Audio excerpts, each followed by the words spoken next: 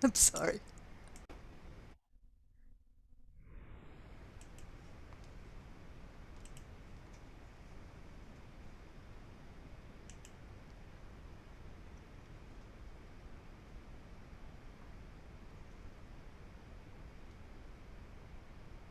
Here we go. Good morning and welcome. My name is Sandy McDonald, and I'm the Director of the Office of Economic and Small Business Development. And I want to thank you for joining us this morning for our workshop, Understanding OESBD Program and Services. So in case you get a little nosy and you look down to see the number of participants, this is the session that's somewhat intimate. This is the one that I normally have viewers, or when we did the workshops face to face, who were, for the most part, not familiar with the program and really wanted to understand our office with emphasis on the small business program.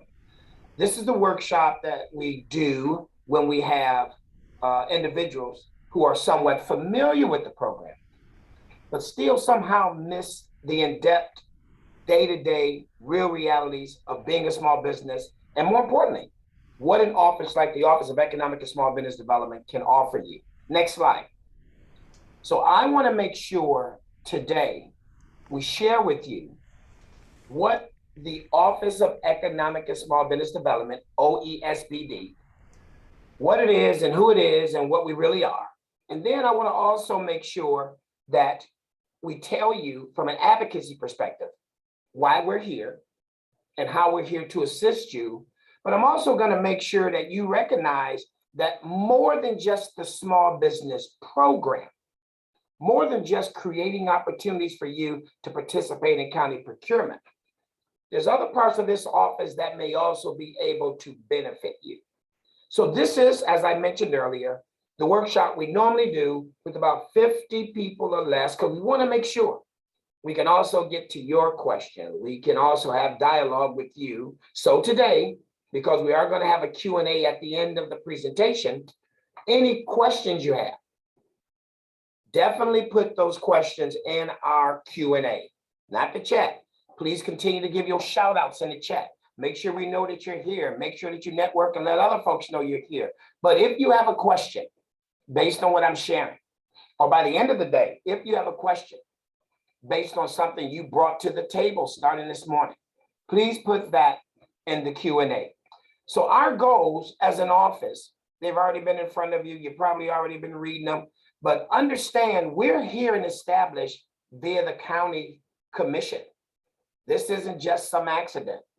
Broward County's Board of Commissioners have committed to this office and to the small business program, and the day-to-day initiatives and activities and the things that we administer and we do based on the goals established by the Broward County Commission. Next slide. So understand who we are is because of what's been given to us by the commissioners. About the office, small business focused, of course. We promote growth in the business community, specifically the small business community. But we also want you to know, in addition to working with aspiring entrepreneurs and startup businesses, see, we're a service-oriented agency on behalf of all the county and all of its departments, agencies, and organizations. Because one section of this office, the small business, and we will put emphasis on that today, they have to make sure that anything the county procures, all good materials, services, and products that the county may buy, we get a chance to take a look at those to see if there are small business opportunities. And we'll talk more about that. But just understand the full face of the office is far more than just small business. And it's an opportunity for you to understand where you can also get additional assistance other than county procurement. Next slide. So here we go. You heard our name, Office of Economic and Small Business Development. The economic development and international trade side of our office, we provide technical assistance. We have an entrepreneurship program. We have the BMSD, that's Broward Municipal Service District. Some of you know that as the unincorporated areas of Broward. That's correct. The unincorporated areas of Broward just simply means we have areas that are not chartered by cities. They don't have a commission. They don't have a mayor. And in those areas, Broward County is responsible for those. So in that regard, this office works with the commercial districts of the unincorporated, which we now call Broward Municipal Service District, to make sure that we can aid those businesses and grow those communities as well. International trade. We have the port. We have a fastest growing airport that also has direct flights to other international countries. But the other part about that is we talk about foreign trade. We talk about the opportunity to do importing and exporting. And we have an actual program, learning how to export, 11 steps to exporting that we do on a regular basis. And you'll also see later on, our staff would make sure you get the flyer about FITSE. FITSE is back, our Florida International Trade and Cultural Expo. We didn't have it last year due to COVID, but we are back. We are going to be doing it this year at the convention center. Incentives. Broward tries to sustain and expand existing businesses, but in partnership with the state, but now it looks as if we're moving it forward without the state, we try to attract new business to Broward County. And not just for the ideal of attracting. If I can bring new business to Broward County, I also begin from the workforce development aspect to create new jobs in Broward, new opportunities in Broward. And you'll be able to connect that dot relevant to MAP, the Mobility Advancement Program, and surtax. Because at the end of the day, for the different things that Broward's going to be doing for the next 28 years, we're 2 years into that 30-year plan.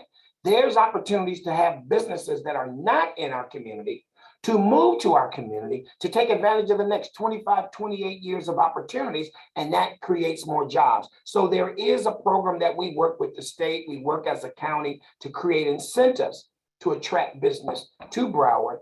And then yes, and knock on wood, but we are here for emergency disaster and continuity planning.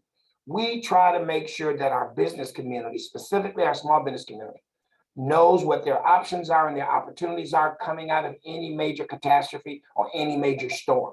So we're a part of those planning. So these are some of the things that the economic development side of the office is responsible for. So as a business is starting, an entrepreneur or a conceptual person or someone with an idea, you can start with us with some concept, with some thoughts. We got some half-day workshops, some full-day workshops.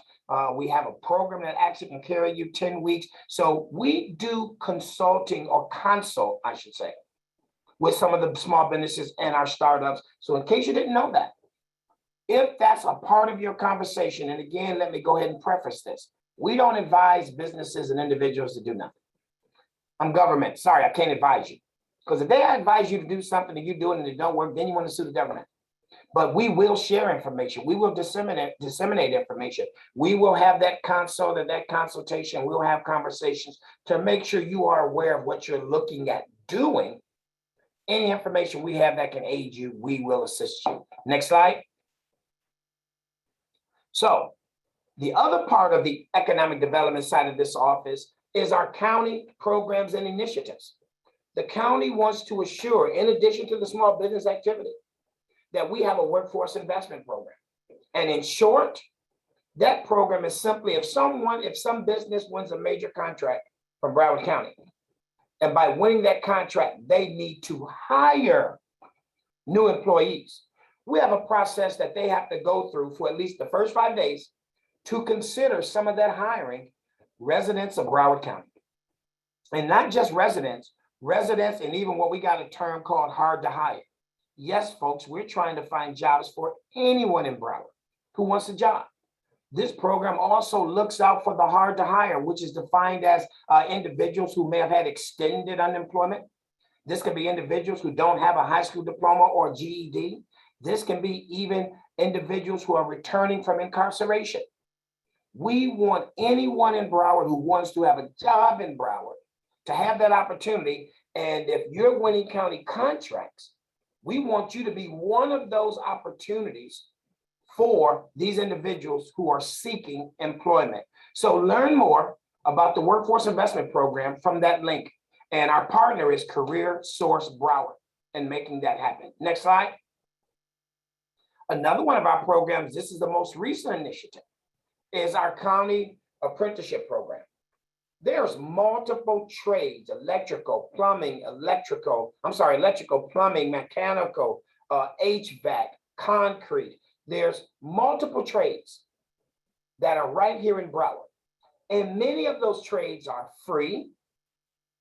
Most of them actually pay salaries like $18 to $20 an hour. And most you can get through the program in 3 to 4 years. So we have these trade programs, and they also need bodies because we need more trade men and women in Broward County. So Broward has recently said, okay, on projects that are $5 million or more, if those are public, if those are road improvements, if those are vertical construction projects, if the project is $5 million or more, there's a new ordinance that will require the winner of that contract to make sure that at least 12% of the labor hours for that job is done with certified, state-approved apprentice. We're just trying to be another part of the process. No, we as a county are not running an apprenticeship program. We're just saying if you win a county contract that's $5 million or more, that's eligible for our apprenticeship program, you must work with one of our state-approved apprenticeship programs and make sure for your entire project, 12% of your labor hours is done by one or multiple of these apprenticeship programs. Another way we're trying to put our people, our young people, our adults back to work, but also giving them a career opportunity beyond just one job. So the county does have an apprenticeship program that simply ties in to county bids. Next slide. And FITSE, I mentioned that briefly. November 17th and 18th, next month, Florida International Trade and Cultural Expo. If you want to still understand the nuances of exporting, if you want to meet some of the international countries, again, historically, minus COVID, we would have as many as 60 countries in the world attending FITSE. No hype. We got the list of the different presidents and the delegations who have attended. We don't know if I'll get 60 countries this year because of what we're going through. But we do know we already got representation from over 15 that will certainly be here to end up sharing information on how to export. Please understand, even if you need to do a one-on-one consult with our office, based on certain service and products, the money is still in exporting and in international markets. And as an entire country, the United States does not do a good job for its businesses of taking advantage of what's internationally available. If you're ever interested in understanding more about exporting, more about understanding our foreign trade zone, reach out to our office. But if you have a chance, check out FITSE this upcoming November 17th and 18th. Next slide. Kaufman Fast Track. So this is the program that I alluded to. This is our entrepreneurship side. Another strong part of our economic development side of the office is that we want to talk to people about their ideas. So I have staff that are certified trainers in the Kaufman Fast Track. We have half-day workshops like listening to your business. You know, that's paying attention to the fact that you might be about 3 or 4 years old in business, and listening to your business is our opportunity to make sure that as you prepare for the next 5 years, you don't either make the mistakes you made in the first 3 to 4, or that you enhance what you did the first 3 or 4. But listening to your business helps us to help you go back and revisit that business plan that you should have had. Because don't raise your hand today, but everybody on this call still don't have a business plan. But we do have a workshop that will help folks to understand how to move their business forward. We also do an initial workshop called the Intentional Entrepreneur. So you know what that's about. That's that first idea when you woke up telling me, oh my goodness, I got this great idea. Well, we got a workshop that want to walk you through that great idea, but we also have a workshop that not only walks you through that great idea, it challenges you to make sure you understand what it takes to be an entrepreneur or to start a business. And some of you, I'm singing to the choir because you know it's far more than just a 9-to-5 day. Some of you really know that you got to make the commitment from the beginning to the end. Some of you know you got to have other sacrifices when you want to start a business. Some of you know that starting a business and owning a business can drive you so crazy that you're 3 years in and you just want to quit, but you can't quit because of all the commitment, the sweat, and the equity you've already put in. And at the end of the day, you want to see it through to the end. The intentional entrepreneur is our half-day workshop to make sure that our business community or our aspiring entrepreneurs recognize that it's more to running a business and starting a business than that beautiful day when you're just cutting the ribbon and you just opened your business. Our Kaufman Fast Track also speaks to a 10-week session that we do because we recognize it's called New Venture. We recognize when it's all said and done, you can have these half-day workshops, you can have this consult, but some of our businesses are ready and they want to go from the beginning to the end to launch a business. Our New Venture workshop, a 10-week workshop or a 10-week module program that we can walk you from the beginning to the end. And if you do your research, your homework, and all your due diligence, you will complete that 10-week course with what every business needs, a business plan. And that's your start to really launching. So come and find out from the economic development side of our office what we do to aspire entrepreneurs and the utilization of the Kaufman. Next slide. And we're here today because of the Community Relations and Outreach Division. That's the group that makes sure that we can market to you, we can inform you, we can promote our small business program, we can promote FITSE, we can promote our upcoming Broward and Beyond conference. We're going to bring that back next May, so be on the lookout. That's where we have one full day where we try to get us an audience. Last time around 2019, over 740 physical attendees at the Signature Grand, but we want to add substance and value. Yes, we feed you good for lunch, but it's not about lunch. We make sure that you have the resources and the access to organizations and people that can aid your business. We make sure you can meet some of the partners that can scale your business. We make sure you recognize you meet some of the county agencies and directors who can make sure you are aware of what it takes to do business for the county, as well as for the school district and others. So we are going to bring that conference back, but outreach, that's the organization or that's the division of my office that makes sure that you get that Wednesday newsletter. Today is Wednesday. Hopefully each one of you are receiving the Business Assistance Weekly newsletter that comes out about 6:15 every Wednesday that gives you information about the office, information about upcoming bids, information about opportunities in the cities, and detailed information about how you can further and scale your business. That's another thing that outreach does. They disseminate information, they advertise for us, they promote for us, and they got a campaign going on right now, Get Certified. They're trying to make sure for all the things the county are doing and all the things the county is planning to do, that you are aware of them in advance. And by being aware of them in advance, it still allows you to then go home or be in your office, dot your own I's, cross your own T's, and then if you decide that the government is a good opportunity for you, it's not the only egg in the only basket, but you decide that it's a good opportunity for you, then they lead you to the process of the small business program where you can get certified as well as be a county vendor. So outreach makes sure that we disseminate our information. We work with our 31 cities. We work with over 16 chambers. We work with other business development organizations.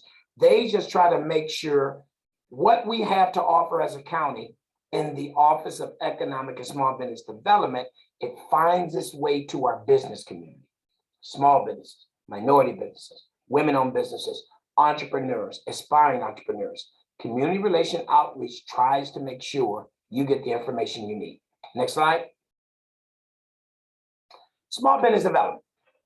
So again, this is the intimate workshop to make sure you really understand who it is and why we're here and what we're trying to do. The small business development side is recognizing that, hey, the county has an ordinance, Business Opportunity Act. And that ordinance simply says, we buy a whole lot as Broward County. A lot of goods, a lot of materials, a lot of service, a lot of products. We don't buy everything, but we buy a lot. You know it, we own an airport. We own a cruise port, Port Everglades. We own county bus transit. We own county roads. Look at all the courthouses. Look at all the libraries. Look at all the parks, government buildings. We buy a lot, but we don't buy everything. But because we buy a lot, and the county has created this ordinance, small business development, we got a certification side. We want to certify eligible small businesses to getting certified. We want to make sure that on the small business side, that we not only get you certified, we can renew you when it's necessary. We got a local program as well as the federal program, CBE, SBE, DBE, ACDBE. My small business team provides technical assistance. They monitor contracts. We set goals on contracts. There's a small business development section of our office who is specifically responsible for making it happen for small businesses in Broward County. Next slide.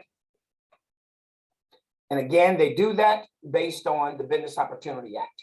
So I normally talk about, and I do another workshop that's really called Certified Now What? Because I don't want you to get certified and sit and wait for a bid. I want you to get certified and understand what you really need to do to go after these contracts.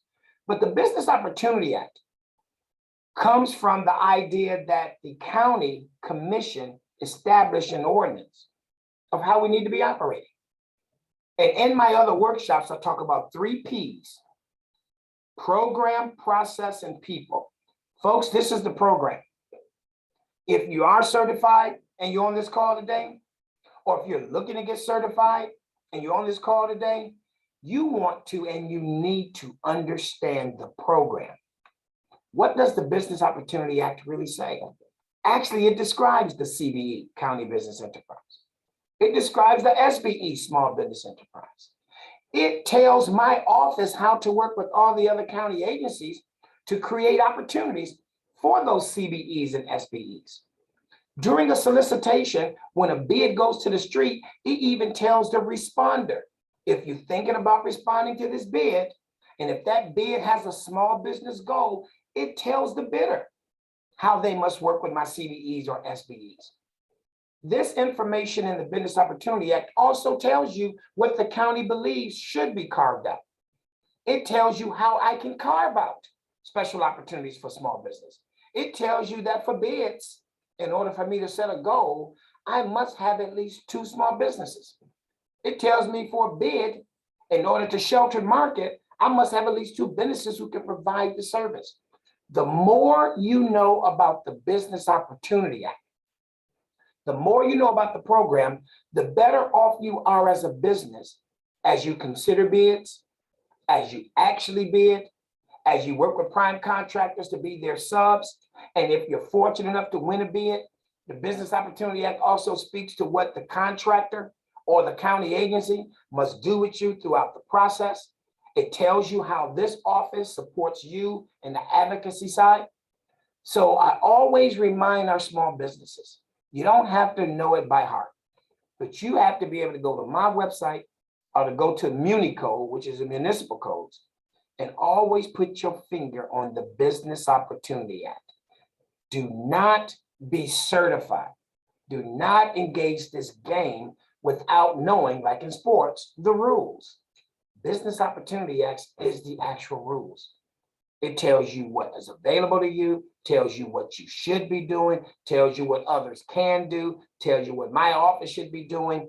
Business Opportunity Act. You want to know how to find out what this program is really about, and that's the tool. Next slide. Little history. This office started way back when as an MBE, MWBE. Yes, it used to be Minority Business Enterprise, Minority Women Business Enterprise.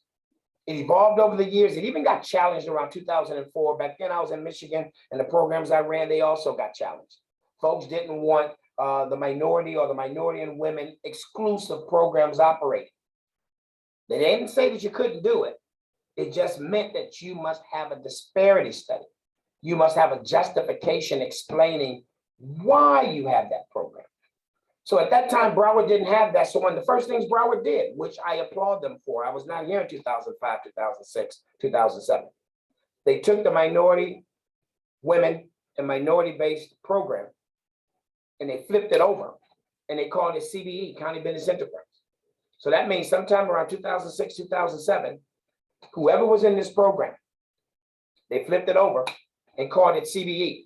Now, because we ended up making the program geographic, Miami did the same, Palm Beach did the same. So the real new rule was you at least need to be in Broward to be in Broward CBE program. And yes, now at this time, you didn't have to just be a minority or woman. You could have been any business who fit the eligibility criteria. Well, folks, we have advanced to where we are right now with the CBE and the SBE program. And we've advanced that it is still inclusive of minority and women-owned businesses. It's inclusive of service disabled-owned businesses. It's inclusive of any business that fits our eligibility. So Broward has evolved. There is conversation right now as we speak. There'll probably be more dialogue before the end of this calendar year with an action item taken by the beginning of next year about looking at doing another disparity study to see or to make sure, based on all the procurement the county does, who's actually winning, who's getting these funds. And based on that, if there's a need to reestablish the MBE or the MWBE, the county commission would have to vote to do so. But we just wanted to make sure that you understood as a history, Broward started out one way, like a lot of programs across the country. Broward is currently a race and gender neutral program, but that's an inclusive program. And we're collecting and maintaining that data because we just want to make sure if you're a business, if you're in Broward, if you fit our eligibility, we not only want you to get certified. Folks, certified ain't the end, it's the beginning. My interest is small businesses making money. I need to put you in the best position to be competitive to win some county contracts. No, I could never promise you go win a contract. I can't do it. I'm not purchasing. I can guarantee you we have enough information. We can help you dot some I's and cross some T's where you can truly be competitive and win opportunities. And the only reason I can say that openly is because I have it going on right now. It's not a game of chance. I have small businesses who are dotting the I, crossing the T, doing their homework, competing and winning contracts. So that's the key. Next slide. Certification. When it's all said and done, again, we're a race and gender neutral program. So we certify you for the SBE, next slide, and we certify you for the CBE. That's our local program. For our certification, as I just described, being race and gender neutral, my SBE program is really for those activities and those projects that are $250,000 or less. The business themselves, the revenue in those businesses average $3 million or less if you construction services. They average $1 million or less over 3 years if you're contractual services, and about $500,000 or less for professional consultants. Now, in order to get certified as an SBE, the personal net worth, the owner of the business, your personal net worth has to be 1.32 million or less, not counting their primary residence. But again, I don't want to confuse you. When you submit all of your paperwork for eligibility, we'll end up telling you if you're certified as an SBE, CBE, or both. But again, we just wanted to be clear. We have these two programs established. The SBE is the opportunity for the smallest of the small businesses to get engaged. And the majority of my certified firms are actually CBEs. And again, these are normally to participate on contracts over $250,000. And again, the personal net worth, the owner, their personal net worth needs to be 1.32 million or less, not counting his or her primary residence. And then the revenue. The gross receipts of the company is an average of $5 million or less over 3 years in most of my industries. But if it's construction related, that business has the opportunity to make up to $9 million or less over 3 years to be in the program. That's our SBE and CBE program. This is what comes out of the ordinance, that Business Opportunity Act again. And this is what we use on a daily basis after getting you certified to determine, based on what county agencies submit to procure or to buy goods and services, which program we actually use, how we actually establish goals or reserve the opportunities for our small businesses. So this is our local certification program. Next slide. So how does the SBE program really work? Again, $250,000 or less.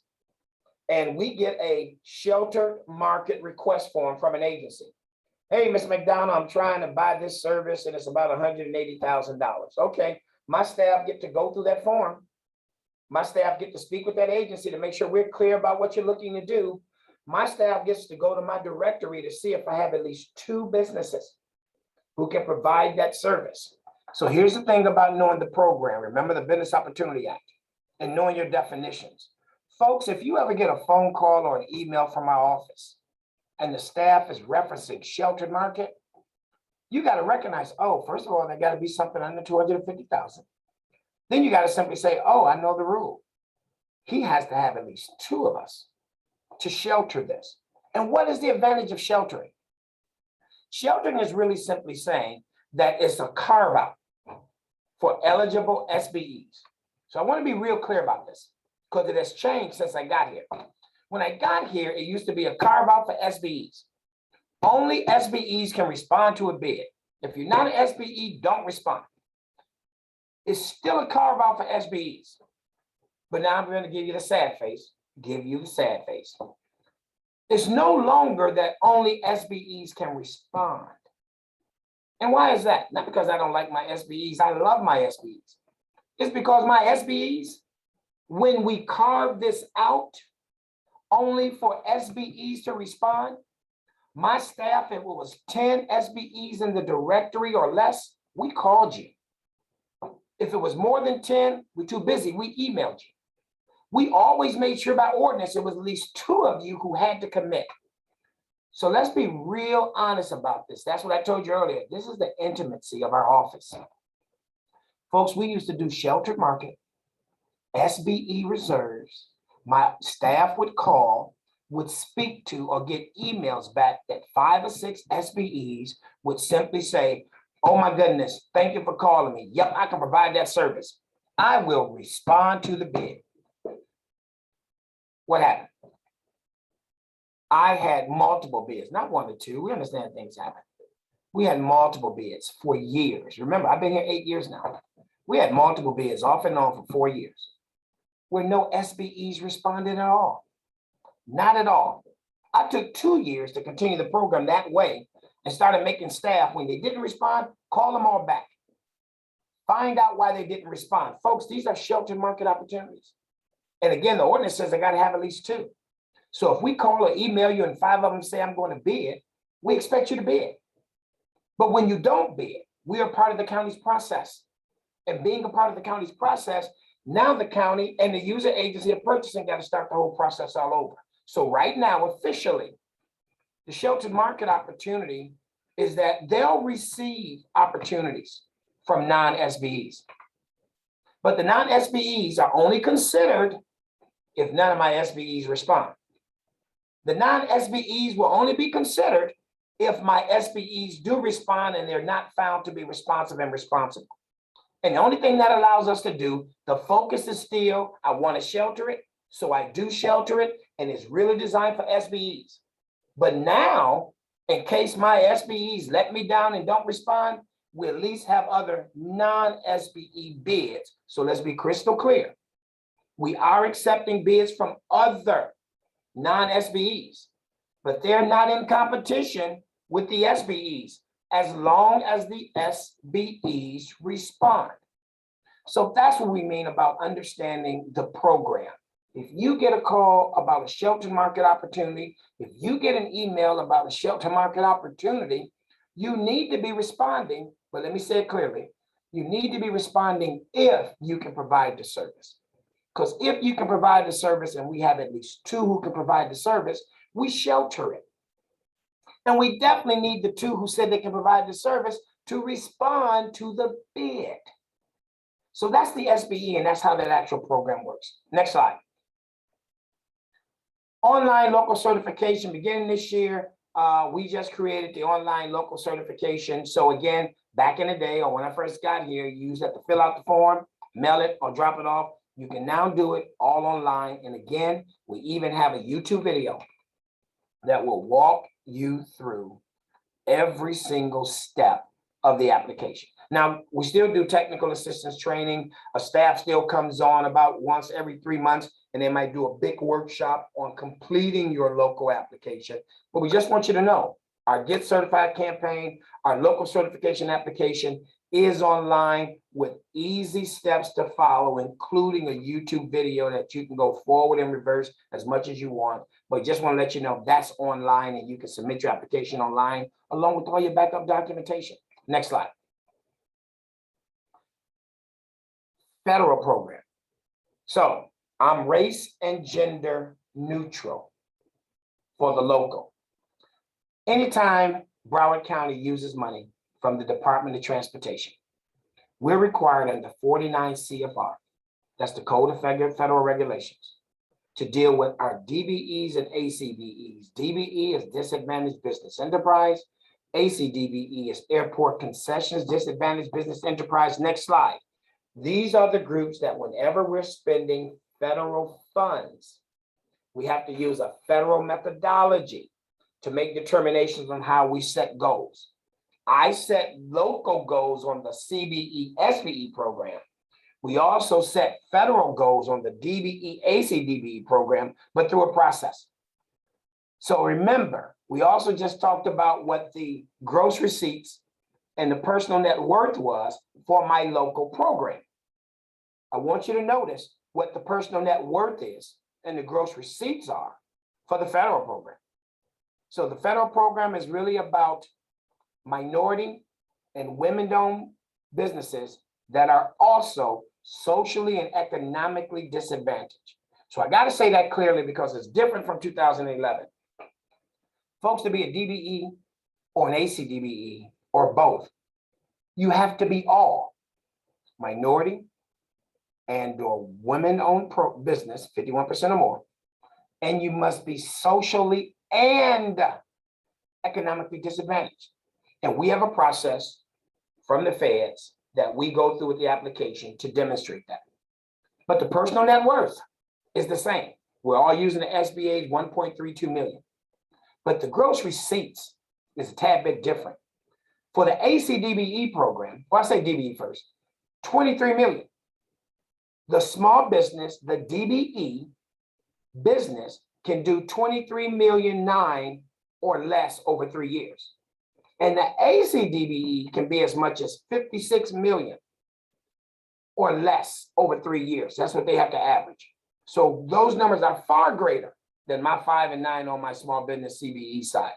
But again, because this is a national program, many of these DBEs and ACDBEs, especially ACDBEs, they're not just operating in multiple locations within the state. They can be in different locations throughout the country for this program.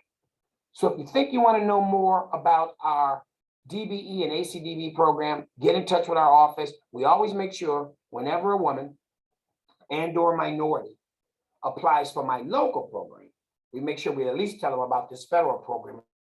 And once again, bottom line, whenever the county spends money from the Department of Transportation, that's when DBE, ACDBE kick in. And as I move to the next slide, remember this: if Congress, the Senate, and the White House ever do their day job, and that buzzword, whether it's 1.2, 2.15 trillion, whatever the trillion, if infrastructure ever happens, wink, wink, folks, the money's going to come through what?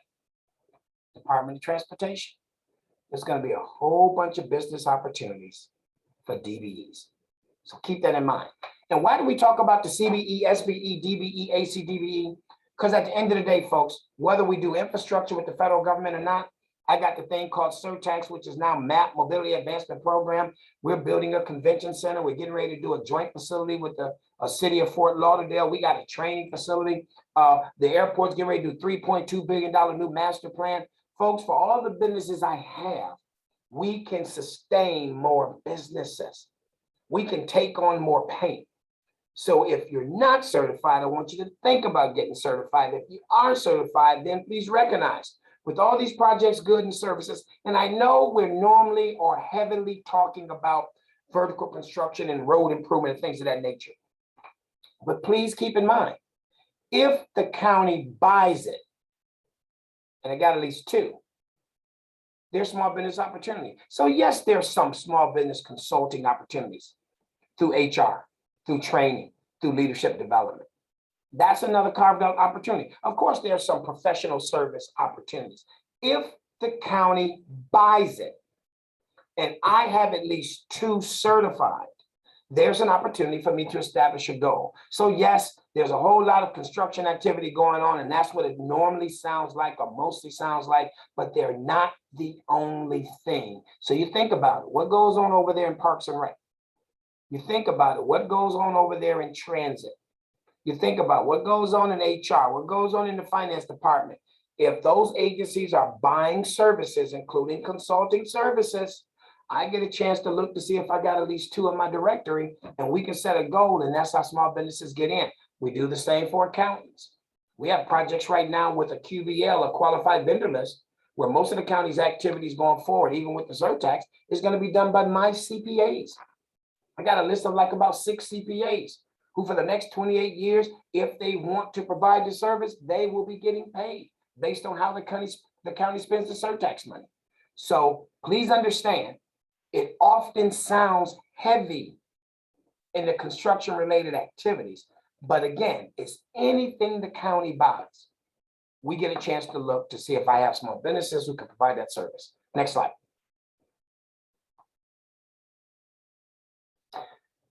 We've been talking about certification, and somewhere down the road, I'm even going to switch these slides. Folks, before you ever get certified, you have to be a Broward County vendor. You get to be a Broward County vendor for free. But while you think about working with my program, when you think about working with our agency, when you think about getting certified, hey, register to be a Broward County vendor first. Because the day you register to be a vendor, based on the industry and the goods and the services you provide, if a bid ever comes out, you get that bid. And once again, you get to register to be a vendor for free. So always register to be a vendor, then come talk to me about the certification. Then take the time to research, do you really want to get certified? Then discover if you really want to take advantages of being certified. But certified or not, you can do nothing with Broward County unless you are a registered vendor. BidSync, which is now known as Periscope S2G, is how you get to register for free to be a Broward County vendor. So always, or if you're speaking to someone else, tell them, yep, the small business program is a good program. Yep, consider it, but go register to be a vendor so you never miss an opportunity while you're thinking or going through my process. Next slide. Next slide. With all that I just said, and we're going to try to move this up some, because I'm definitely going to get to your questions today. Where do I start? How do I find out more about bids? Do you need my services? Can my firm be a prime contractor? How do I meet prime contractors? It is a lot. And again, as I tell my small businesses, I also understand it. And I want to be honest with them. If you're listening or you participating in every one of my workshops, you need to quit. Because you can't participate in every one of my workshops when you ought to be out there making money. So again, we still have to have the workshops because strategically, different businesses at different times and different phases need different information. That's why we have a calendar. That's why we tell you in advance what our workshops are, what the focus is going to be. We want you to select those that will be of value to you. And even if you miss it, that's also why we put it on our website. And you can go see our archive of any workshop we've had. For example, if you missed the contracting opportunities, that happens once a year. Folks, that was last week. Had about 180, 190 on the call, but that's when I bring the major agencies in and they tell you exactly what they're looking to build or buy or what contracts or initiatives they're going to do for the upcoming year. But you get to hear it first from them. That's a session I do once a year that we get the budget approved in the new fiscal year for the county is October the 1st. So I try to make sure within the first week after getting the budget approved or after the fiscal year started that I do this workshop. So we just did that workshop last week, but now that workshop is available in case you missed it. So where do I start? It depends on who you are and where you actually are. But the real theme or the answer to this is our office wants to help you decide exactly where you start. Next slide. Broward County, folks, for the last 5 to 6 years, not so much COVID year, but for the last 5 to 6 years, county procurement, we buy about $1 billion of goods, materials, and services, multiple things. That's just county's purchasing. You need to know right now, as I mentioned, there's $3.2 billion approved master plan for continuing to renovate and build out that airport. That's correct. Terminal 5 is coming. You know we only got 4 terminals. We're getting ready to build a 5th terminal. You also need to know that we're still in the throes. There's still about, I don't know, $570 to $600 million of work left for the expansion of the convention center, but it's really about the new 800-room hotel. The aspects of the 800-room hotel, most of that bidding is actually going to take place at the beginning of next year by the spring. That's a real project. That's about 2.5 years from its final completion. And even at the port, $1 billion program going on right now for the deepening and the widening of the port to take in the larger ships so we can get in more container activity and generate more opportunity. That's Broward County right now today, that we know projects will be lasting 2 years, 4 years. And as I move to the next slide, we also want to make sure that you are aware about MAP. See, all those projects, other than county procurement, which happens throughout the year, every year, a budget gets passed by county commissioners. So we got a budget every year to do that procurement. Those other projects, 2, 3, 5-year projects. Airport is certainly going to be more than that. That's about 10 years to get that 3.2 billion really up and going. But the port, 3 to 5 years, and the same with the other activity on the convention center, 2.5, 3 years from now, it's done. But folks, this is MAP, Mobility Advancement Program. Slide, go to the next slide. This is MAP. That's our new logo. But what is MAP? In short, if you're in Broward, you either agreed or disagreed, but we voted to take our sales tax to 7 cents when it was 6. Miami was 7, Palm Beach was 7, we were 6. We bumped ours to 7. But that penny, it's a dedicated penny for 30 years. That penny can only be used for transportation operations, transportation services, infrastructure throughout the 31 cities and the county, and the future of rail. And because of that, there's a projected estimate that that penny will generate about $355 million a year, every year. Well, the county has also decided that they wanted to commit the money used from that penny to not only do those projects and those initiatives, but you also need to use our small businesses. Folks, that's our 30 for 30. Now, again, on eligible projects, and the reason I have to say eligible, think about it. We're a small business. The money can be used for transportation operations, transportation services, infrastructure throughout the county and in 31 cities, and the future of rail. Well, let's just talk about transportation operations. Transportation buys buses.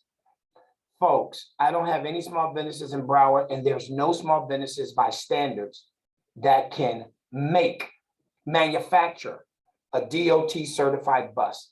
So I can't set a goal on making a bus. Okay, folks, guess what else? There's no certified small business, and not only in Broward, in this country, who is certified to sell a DOT bus. So of course I can't set a goal on bus. So we know we got things that for the 30 years, I can't set a goal on, but we were comfortable in working with the agencies and working with MAP, the Mobility Advancement Program team, that we said, okay, so out of that $355 million a year, we're comfortable, conservatively comfortable saying at least $177 million each year. I can set that 30% goal on. Folks, that's where the 53 million comes. We believe that there's about $53 million in opportunities every year for small businesses to participate in this MAP/surtax program for 30 years. Folks, that's $1.68 billion that we can make sure that goes to the lives of small businesses in Broward over 30 years. And let's be real, those other projects I told you, 2, 4, 5 year airport master plan, maybe 10. Folks, this program still has 28 more years. So the whole objective and the whole idea is to make sure that small businesses can be a part of what's going to be over a $16 billion project, $355 million over 30 years, and what is going to be a part of a $1.68 billion small business carve out.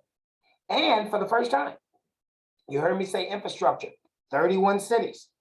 If the cities touch this money, and we got at least 27 signed up to touch this money, even 30% of what they do, they must do with our certified small businesses. We need small businesses throughout the cities, throughout this entire county to get certified, because if for no other reason, for eligible activity, MAP or surtax is just another one of those opportunities. And again, this happens to be different than that convention center.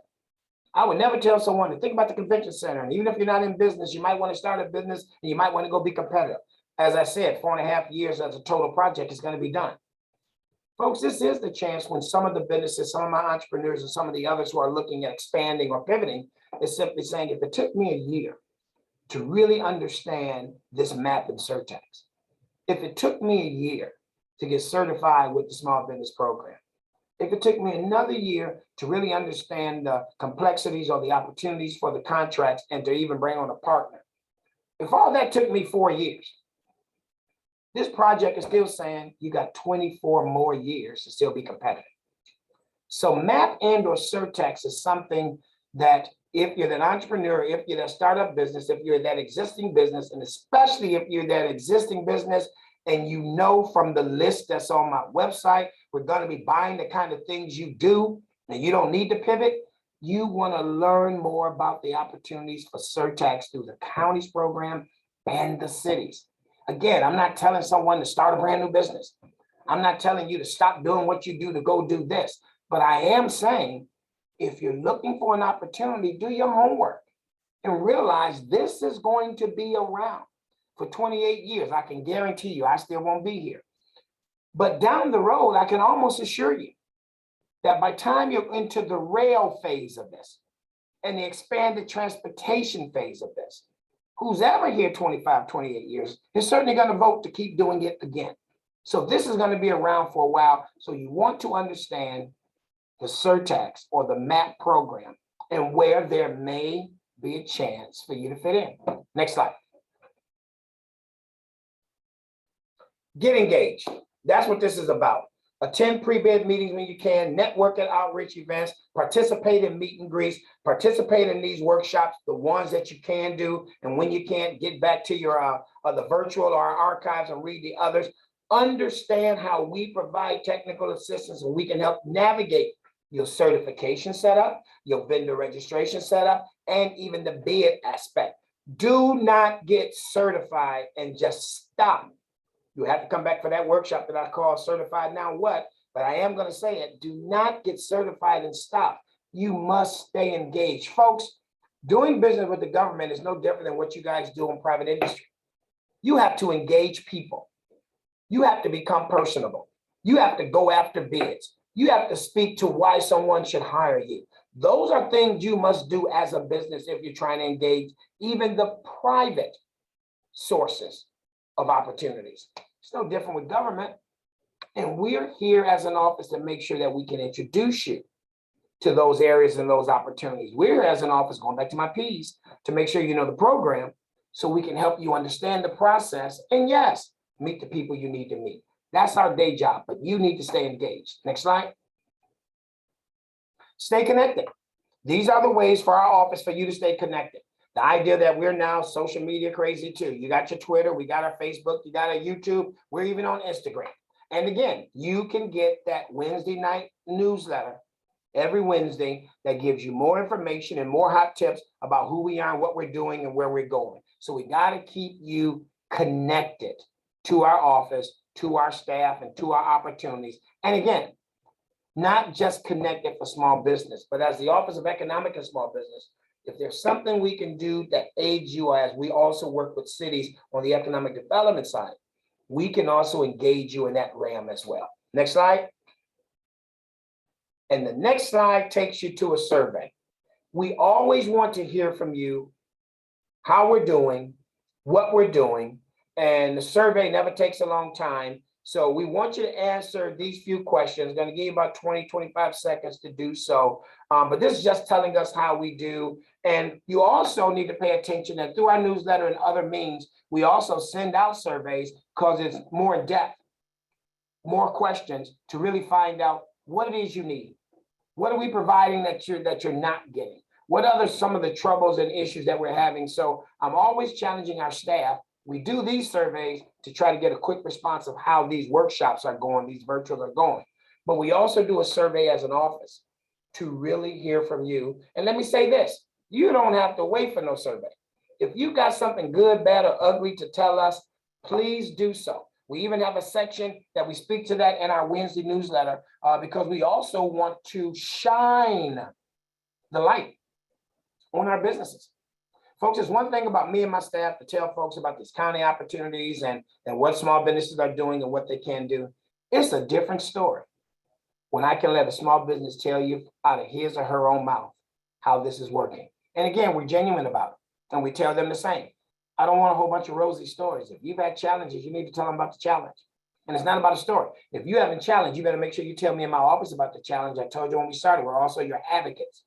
But I definitely want to make sure that small businesses, when they're attending these workshops, understand these aren't just words like wood. They're not just there and dead. Folks, we have small businesses winning contracts. We want to start giving you more of the names and the contracts and the sizes. We want you to really communicate and network with the folks who are winning to find out what are they doing that you're not doing, or if you're brand new, find out what their engagement has been, how hard it has been. Any assistance that you can get that betters your opportunity to win a contract, we need that to happen. So we're going to continue our workshops. We're going to continue our consults. Any one of you can meet with me virtual or until we start meeting face-to-face again, one-on-one, and talk about who you are, what's going on, what your attempts are. I'm going to be bluntly honest with you about the things you are doing or should be doing. But more important than that, take advantage of the individuals in our program who's winning contracts. I tell my small businesses, you want to bid, and purchasing at the end of the bid gives you the bid tab, and you see yourself and 5 people when everyone bid, then you need to understand, you not only need to know why you didn't win, but you also need to know, should I contact the person who did win? I'm talking about my CBEs now, because as much as you think everyone's against you, folks, it's a bid, it's called business. But most of my small businesses exchange information regularly. And something else in case you didn't know, most of my small businesses use other small businesses in their contracts. So you want to make sure that you use networking in a manner that goes with this thing I say. At some point, network must demonstrate net worth. Network must demonstrate net worth. So hopefully you did that survey, we removed that, and now it's at you. Staff's going to tell me if there's any questions out there, and we can try to answer these questions for you. Let me check this, right? Because we got a good 30 minutes left. Okay, so here we go, staff, what we got? Hi, Sandy. Good morning, everyone. We have some really good questions. I am going to ask the first one. So, Alexandria wants to know, how are we able to learn more and sign up for the Kaufman Fast Track course? So, first of all, you can email us your interests about Kauffman. So we'll make sure we send you the link and give you the specifics about the program. Before we end the calendar year, there will be 1 or 2 half-day workshops that we would encourage you to attend, but also be on the lookout. We're getting ready to complete the existing 10-week program, and then we're going to be gearing up for a new session of the 10-week program that's probably going to begin in March of next year. So the best way to find out about Kaufman is to send an email to the office. Let us respond to your email. Let us give you the actual link to Kaufman, understand the half-day workshops and the full 10-week course, and then be on the lookout, if interested, and the process to be considered for the next cohort, which is going to start in March. Lisette has a question.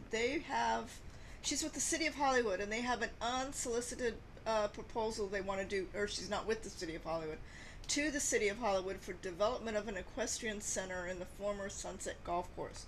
So what she's asking is, how does she narrow her CBE search for architectural firms, engineering firms, and construction companies? So one of the things, okay, good question. One of the things you can do, you can go to our directory.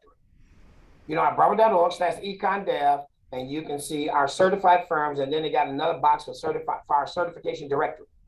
You can actually go into our directory, and even if you don't know the business name, those industry titles you just mentioned, along with NAICS codes that you can discover, or you can research the North American industry codes, you can put in the title or the codes and then click SBE or CBE. My recommendation will click CBE into our search engine, and it would give you the name of the architects and the engineers and other businesses you might be looking for.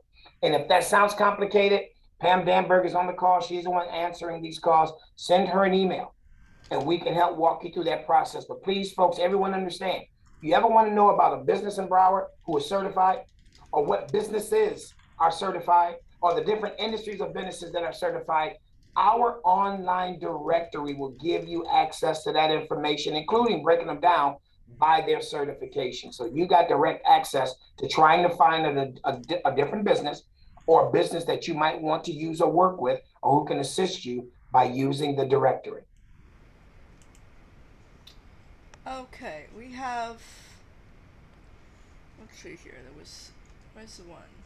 Okay, we have two questions from two people. I am located outside the state of Florida.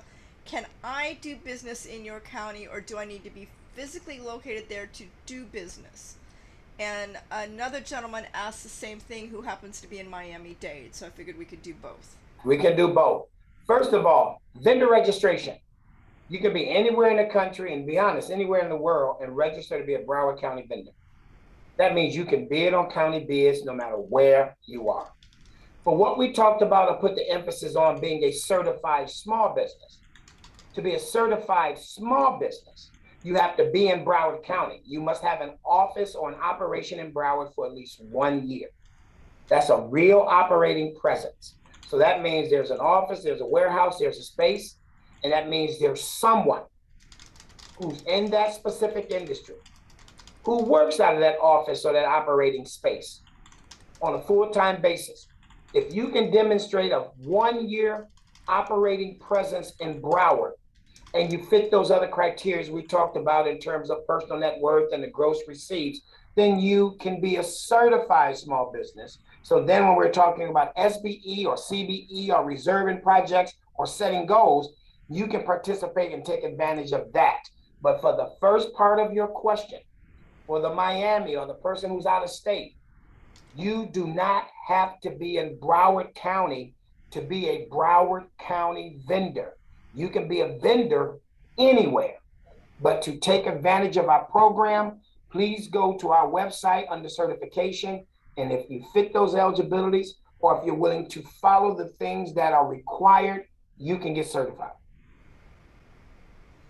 All right, Jamara asks, how can I get notified in participating in meet and greets and other Broward County networking events?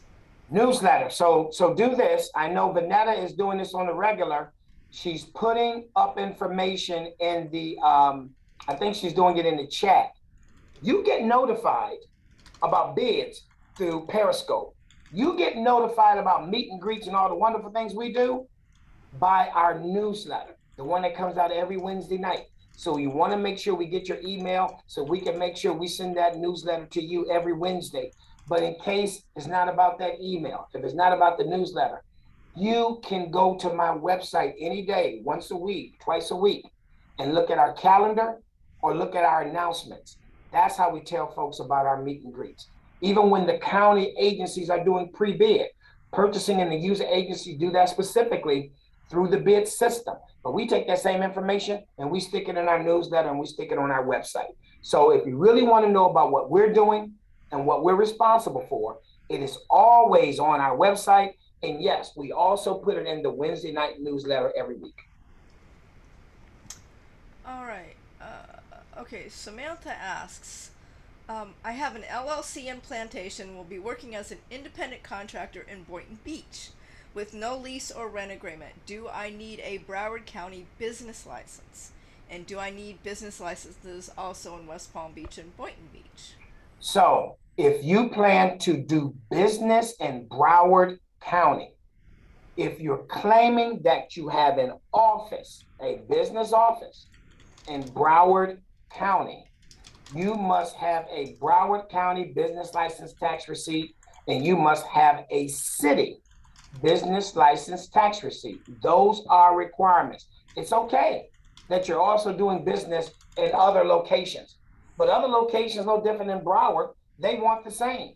You're doing business in my city, in my county, I want you to have a business license tax receipt in those locations as well. So again, it's a tad bit different than where are you locally headquartered. Remember my certification program. I'm not asking you to be locally headquartered here. You can be locally headquartered somewhere else. But to take advantage of our small business program, you must have a physical operating presence here. In order to have a physical operating presence here, we determine that you have that physical operating presence here, not only by your lease agreement or by your mortgage note, and we also do accept home-based businesses. We also make that determination that you got an operating presence here because you can show me your city business license tax receipt and your county business license tax receipt. So my thought is, based on that question, if you're operating in Broward, if you want to take advantage of our program, you must have a Broward County business license tax receipt via city and the county. Okay. Let's see here.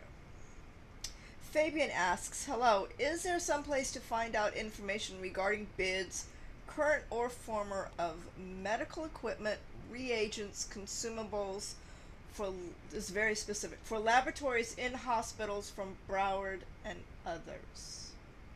Okay, so for the hospitals, of course, not us, Broward County government, but Broward Health and our other hospitals do their own procurement. So certainly them. Anything that you or anyone on this call is asking, this is a service we can provide. You can email us and tell us your good, material, or service. We will go back 3 to 5 years and tell you if any county agency has procured your good, material, or service. That's your first peek in the window of what your opportunities are for the county. Now, we're not saying that the county's never purchased it, but we can do the courtesy look to tell you in the last 3 to 5 years who has or who has not. The other thing that you and all the other callers should know is that you can go to the purchasing website. And on the purchasing website, you can look at all open-end contracts. Now watch me, it's a whole bunch of them. But you can also search them.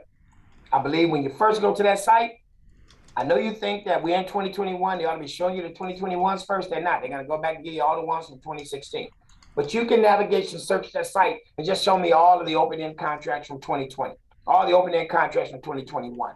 That's another way for you to determine, for what I do, for what I provide, are there any contracts out there in my realm? But the courtesy from my office, and you'll give me about 2 weeks, you can send me the email. You can list the type of goods and materials or services that you provide. We'll take a peek using our system to determine, has any of the county agencies brought your good, material, or services within the last 3 to 5 years, and we'll let you know that. But you would have to search specifically, for example, Broward Health. I would not have their information or the hospital's information. Okay.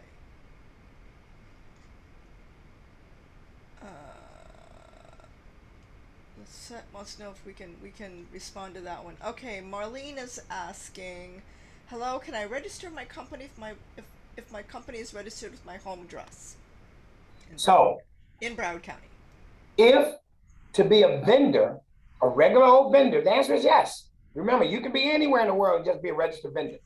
If you're talking about being a certified small business, again, we will accept home-based businesses. But even a home-based business must present, to show operating presence, a city business license tax receipt. And based on your industry, cities approve some businesses as home-based, some they don't. For all of you, just as an example, in the construction world, for all of you in the construction world, even the landscape world, our cities are not getting ready to approve you as a home-based business because they don't want all that equipment and that material in their neighborhoods. You know, a lot of advertising, a lot of promotional, a lot of consulting. Many of the cities will accept those home-based businesses. So if your home-based business is accepted by the city, I will not overrule the city. You can get certified as a Broward County small business because, again, we require the businesses who are eligible to demonstrate that they got a Broward County tax receipt and a city county tax and a city receipt. And if the city accepts you as a home-based business, we'll accept you as well. Okay. There I have it. Tina Weiss, hi there. I have a children's foundation, hugsandsmiles.org. Do I qualify for an SBE? So actually, and good question, Tina. So what I probably didn't say that I should say. but you heard me give the 30,000 view. Folks, our certification is about for-profit businesses. You keep hearing me say the buzzword, what the county buys. If the county is buying your good, material, service, or product, then we're looking for small business opportunities. So again, if the county is buying the service, so if the county's not buying the service, I don't encourage businesses to get certified with me. Not that you can't, you probably can. But remember, the small business program is about the things the county buys. So if we don't buy those type of children's services, then there's no chance for me to shelter it. There's no chance for me to put a goal on it. There's no chance for me to reserve it as a CBE. And that's what the small business program is about. The goods, materials, and services that the county buy. We buy a lot, but we don't buy everything. But if we buy what you provide as a good, material, or service, then it does advantage you, or it could advantage you in being certified. So that's what you really want to ask yourself. As a business, even as a nonprofit, I have to ask myself, if what I do is what I do, purchased by the county. If it's purchased by the county, then there's a chance that the small business program can benefit. If it's not purchased by the county, it doesn't mean I'm not a good business. It just means that the county doesn't have an opportunity in its procurement process for me. I can still be a great business. It just doesn't fit into the county's small business program, which is about procuring goods, materials, and services and checking to see, does Sandy's office have businesses who can provide that good material and service? So that's why I would ask you to answer that. If what you're providing is being purchased by the county, then by all means get certified. If what you're providing is not purchased by the county, then certification would not serve your purpose. All right, and sort of to that, Donette Love asks, are there contracting opportunities for professional services, such as for attorneys? So, not as much, because the counties, in case you didn't know, they have an attorney's office. And the attorney's office is another one of the officers. The county commission has 3 employees. County administrator, that's our boss, Bertha Henry. The county attorney, which is Drew Myers. And the county auditor, which is Bob Melton. Those are the 3 people who work for the county. Each one of them have agencies and organizations that they're responsible for. Legal, to my understanding, does not subcontract my CBEs. Legal hires attorneys to do their work. They work for Broward County as an attorney. So since I've been here, my 8 years, we haven't had a request from the law department to provide services where they needed attorneys. So I've often told attorneys that the county doesn't buy that services. I put that these days with an asterisk, because as we continue to roll out some of the MAP opportunities, there's been conversations from realtors, brokers, and attorneys where some of these independent activities and initiatives that they will need to do on the county's behalf, they might start securing those services. Haven't done it yet, but when you start talking about Broward County being responsible for rail, not Tri-Rail and not Brightline, but our own rail, the ideal of taking rail from the airport to the cruise port or to the convention center, the ideal of eventually down the road having rail from South Florida, and I'm sorry, from Fort Lauderdale at the beach, all the way to Sawgrass, the ideal of all of the land acquisition and the things that we may need to do. Those are some of the future conversations where realtors, brokers, and attorneys are being talked about. But right now, this day, my 8 years, the county's attorney's office hasn't sent a request to buy goods, materials, and services, and those professional services were legal. There are other professional services. As I mentioned, we got auditors, we've got accounting folks for different county projects. We've had financial and market analysis folks. You've had the professional engineering side, architect side, so we got other professional stuff that the county does buy. They just haven't procured legal since I've been here. Okay, a couple people have asked for us to open the poll, so I'm going to do that right now because they missed it the first time. Go right ahead. Go Let's right slide it ahead. on over there, and then while that's going on, let me get our other questions here.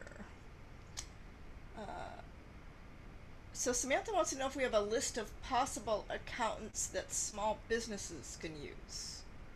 So, So in the directory, you can go to the directory and you can put in the NAICS code, or you can put in certified public accountants, and it will give you the list of our CPAs. That's the list that we have. It will give you the list of our CPAs in our small business directory. Yes, it will. great. Thank you. That one I will take care of. Can we obtain a city business license from any city, or do we have to obtain one through the city of Fort Lauderdale? Interesting. You need one from the city that your business is in. The city your business is in, you're responsible for having a city business license tax receipt.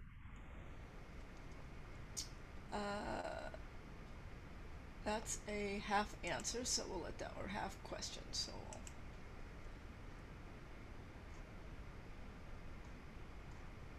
going through here, sorry. Okay, I started a professional services LLC home base in Weston. Therefore, I need the Broward and Weston tax receipt to get certified. I'm already completed my registration on Periscope, so I guess the answer is yes.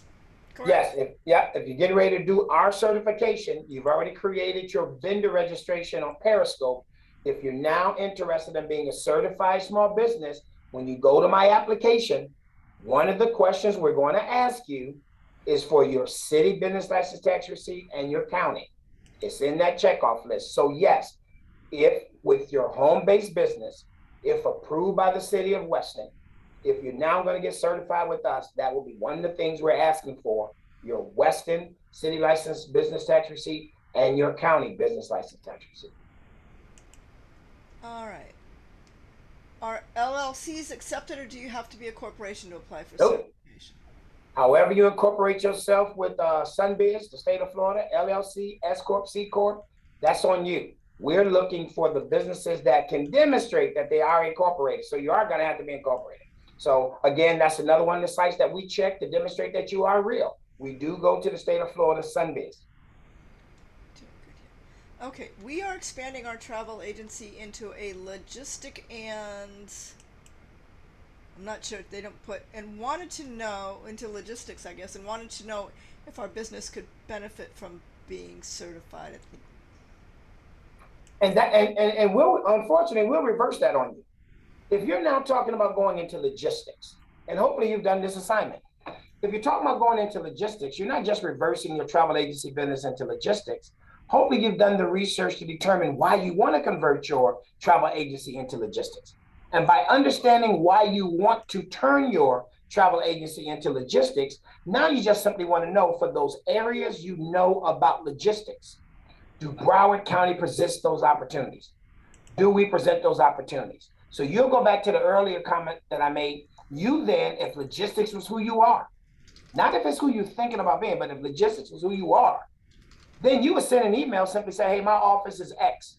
I provide this service. All those things centered around logistics. And as mentioned earlier, we are willing to go take a look at the last 3 to 5 years and tell you which county agencies has procured logistics services as a part of its operation. Because I can say there are some agencies, directly and indirectly, have procured logistics services. But I'm sure you also know that logistics services isn't a single thing. It's multiple. So again, if you're familiar with exactly what it is in logistics you're doing or planning to do, feel free, send us that email, and we'll tell you over the last 3 to 5 years which of our agencies or department has procured logistics services in their dealings. Okay, Lisette wants to know, can someone from our office contact her to discuss the DOT's interest in using a particular city-owned property for water displacement in a project to expand I-95? Would that go to purchasing? Well, actually, it's not going to go to purchasing or us. I mean, I got to be clear. Now, you can call me and I'll tell you but you said the DOT interest. That means you got to call Department of Transportation. I mean, unless there's something specific, Broward, you're right, I hear you, you're a city. And you're talking about DOT has its interest. So then DOT is the one that I would actually send you to.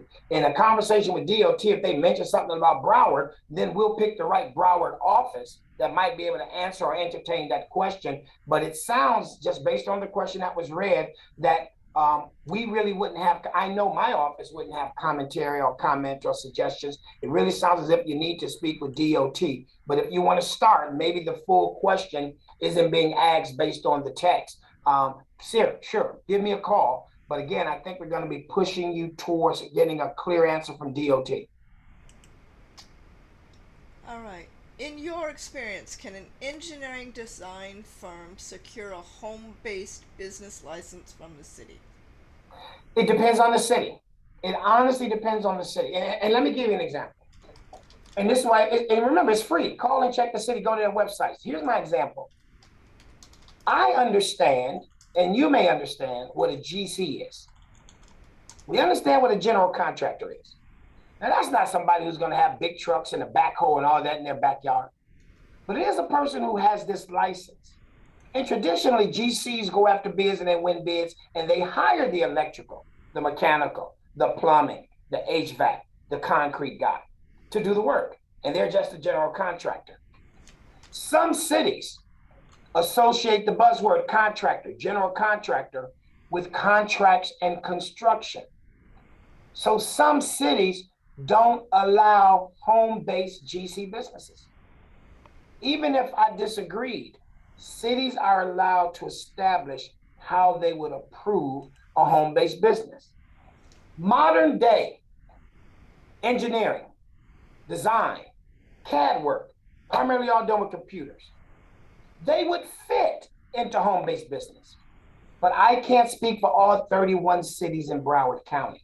So as a program, we administer our program, but we as a county honor the city's business license tax receipt. So you would really need to check with that city to see if those engineering and or design services are eligible in that specific city to be a home-based business. It may be in some cities, it might not be in others, but do know that cities have their own autonomy in that regard on the businesses that they allow to be classified as home-based.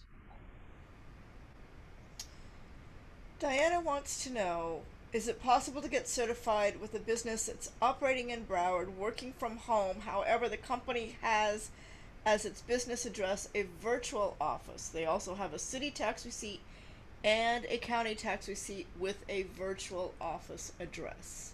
So here's the buzz.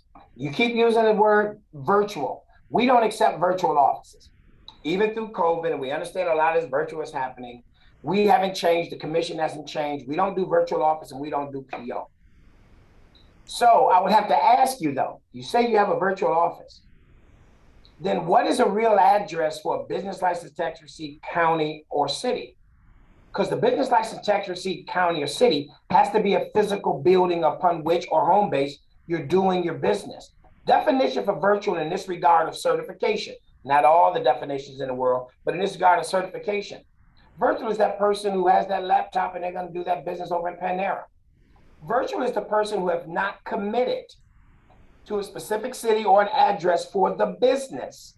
And again, I'm not saying you can't do it. And that's what I was saying about another example. Folks, you can have a legitimate business, and I'm the advocate that business owners need to do what works for them, especially in these trying times, these hard times. It just might not fit the certification program, but it doesn't mean that you still can't do good business. So for the certification program, the fact that we don't allow virtual businesses, the fact that we would expect if you're getting certified that your business actually has an operating presence in a physical facility or approved home base, and you can demonstrate that through the county tax receipt in the city, that's what we need for our certification. But as a business model, that might be a great model. As a vendor to do business in Broward, that might be a great model and you could get approved. You just couldn't get certified as a virtual business. All right. James Etienne wants to know if he can set up a one-on-one appointment with you. Send the email to Claire and she'll just put it on the calendar and I'll certainly be where she tells me to be. The answer is yes. Okay. I'm just putting that in. And then Alexandria wants to know, is there a step-by-step workshop on applying for the, well, she said SBE and DBE, so I don't know if she means CBE or DBE there. So, The information's helpful, but the application is still a bit tricky. Vanetta and Danberg, you have to let her know when your next workshops are for completing your local certification or your federal certification. But even if they don't have an upcoming workshop for completing your local or your federal, because I think we just did one within the last 30 days, please understand, in addition to the YouTube for the local, you can contact someone like Pam. You can contact someone like Vanetta. You can contact someone like Cheryl in our office, and we can entertain any questions you may have. I'm not sure when staff will have even another technical assistance training. In addition to the virtuals, we used to bring about 8 to 10 small businesses in a room and walk them through the application. So always check our calendar, about the certification applications. But in the interim of, let's say we weren't going to have another one of those till January, you could certainly go through the application. And yes, those 3 or 4 or 5 or 6 things as you went through the application that you have questions about, please call us and let us help you understand those things. So between our certification office and outreach, we can do that with you one-on-one. You don't really have to wait on a training or a workshop. And there is on YouTube, and we do have a permanent online tutorial for completing local, and if we have also on YouTube recorded several of our technical assistance for walking through the federal as well. So there is information out there on our YouTube site. Last question we're going to take today is from Bill Harris, and he says, we have a new business academy for new entrepreneurs and working with SCORE. Also a marine industry apprentice program. Can I meet with you and enlist your assistance? Yes, Bill, by all means, please do send that email. And I'd love to hear more about it. And certainly our team on behalf of the city can help promote it. And we'll make sure that we align with the right partners. But the answer is yes. Yes, sir. Thanks for sharing that. All right. And Sandy, that is all the questions we have for today. So folks, we want to thank you for attending the workshop today. Again, on the screen, you got our upcoming events, some technical assistance training program. You heard me talk about it on November the 1st. I didn't know it was that fast. Certified now what?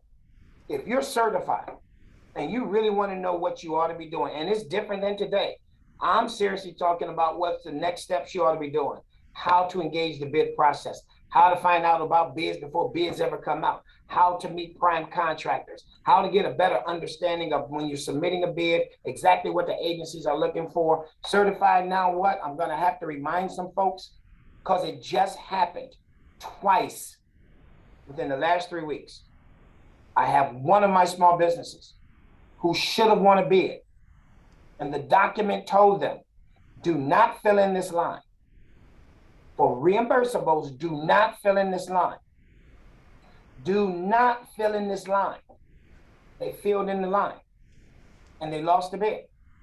Because at the end of the day, they were the lowest bid because they filled in the line, it became the higher. We can't tweak. Purchasing can't tweak. Evaluation committees can't tweak your solicitation. So the certified now what also drills down when you're doing the bid, folks, answer was asked. I had another small business who definitely just lost 2 contracts, maybe 3. Because at the time of bid, it asked them for their bond to demonstrate they had the bonding capacity. What hurts me more is they got another contract already with the county and they're providing the services and they got a bond. They didn't send the bond because they thought they could send it later, but the point is, it told you in the bid, send the bond with your solicitation. Certified now what is for me to make sure you really understand the things you should be doing to be competitive in the process. But a portion of certified now what is me letting you know that while in the process, it's one thing to eventually win a bid, but you win a bid by starting with doing what a solicitation or bid ask for. So that's a workshop that's coming up. I see that staff has that on November 1st at 3 p.m. And then another one that I will mention, yes, Meet the Director. I got a Meet the Director series going on. I've already brought you the Transportation Director. I already brought you the Public Works Director. I'm eventually going to bring you the Port Director. But my next one is going to be October 22nd. I'm bringing you Mark Gale, the Director of Fort Lauderdale International Hollywood Airport. We're going to talk to you about the airport and what the airport is and what it does relevant to small business, local program, as well as federal programs. So join us that day. And again, guys, you can always go to our website, broward.org/econdev, and see our entire calendar. Get the information, subscribe to be on our Wednesday night newsletter, and always be aware of what we have to share relevant to small businesses. But again, for that, I thank you all, and I hope you have a good week and a good weekend. And remember, Small Business Office, the Office of Economic and Small Business Development, is here for you, whether it's about small business procurement opportunities or just as a small business navigating what could be your opportunities here in Broward County. Thank you much.